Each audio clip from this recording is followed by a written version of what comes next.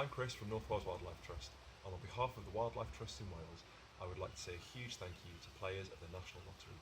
Thanks to you, we will be spending the next 4 years helping young people to take the lead on community climate action projects in their own cities, towns and villages right across Wales.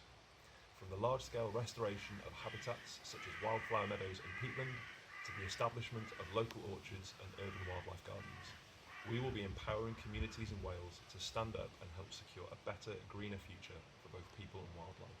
Diolch yn fawr iawn.